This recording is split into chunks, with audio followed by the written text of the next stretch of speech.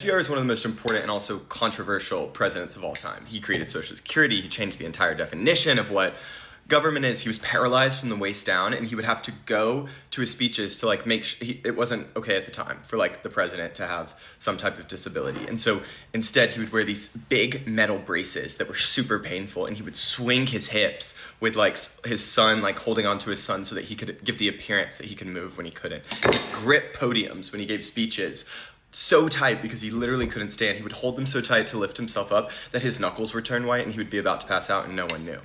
And he changed the entire concept of what the government does. He was the first person to say, oh wait, there's this big depression. He became president during the Great Depression. Actually, the government should step in and provide some kind of social safety net. So he created Social Security, he expanded the welfare state, he created the whole idea of it, and all these work programs to give people dignity back so they could work, building infrastructure. But he also did bad things. He cheated on Eleanor Roosevelt, who was much more progressive for the time than him, especially on racial issues. She was also changed the game because she was the first lady to take that power into her hands and especially on social issues. But he was not woke. He interned hundreds of thousands of Japanese Americans just for their ethnicity during the war, and it became this devastating Supreme Court decision. He dramatically expanded the size of government. He's the only president to serve more than 2 terms. He broke the precedent set by Washington that continued until then. So at the time, even, he was controversial. He would get called a dictator, but he was also very popular, and he's still, despite the bad things that he did, regarded by historians within the ranks of George Washington and Abraham Lincoln as the best presidents, the most effective. And a large part of that is because of his ability. He totally changed what the government does. Now the government actually offers these protections and services to you. But he also changed he was a unifying figure. We used to ask even though he was divisive, he was able to rally the American people around certain causes. He did these fireside chats. He would sit, and the radio was this newfangled invention. And when he would speak directly to the people, and then it was crazy because streets would be empty, everyone would be listening, and they'd rally behind these causes that he needed to. His first fireside chat was he'd just become president. He'd passed this banking bill because the banking system, they're already in the depression. The banking system is on the verge of utter collapse, and that would be the end of the country. Literally, it was the stakes were that high, guys.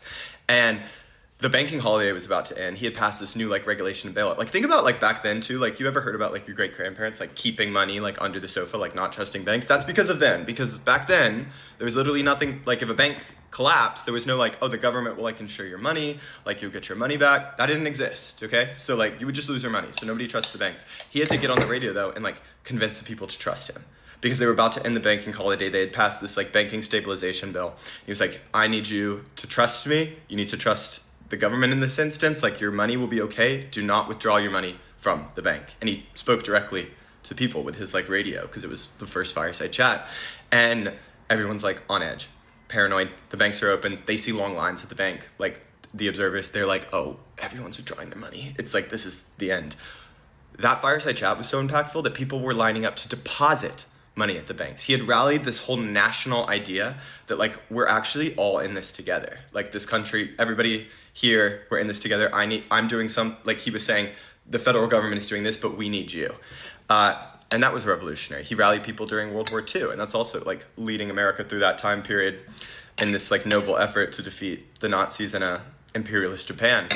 And that also required a lot. You needed people to sign up, and you needed to do the draft, and we don't understand, the concept of war is different when it's this world war back then. The entire country has to be behind this apparatus. Manufacturing all has to be directed towards the military for the war effort. They had to ration coffee and goods, and people had to be about it.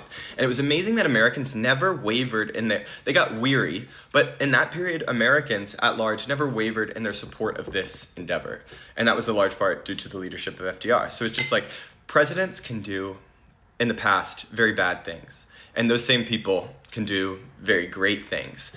And today we don't really seem to request that our leadership, that our national leadership, our politicians have any kind of moral fiber or leadership ability. We only care about, I guess, their stance on the issues. But we used to ask that they also be great leaders.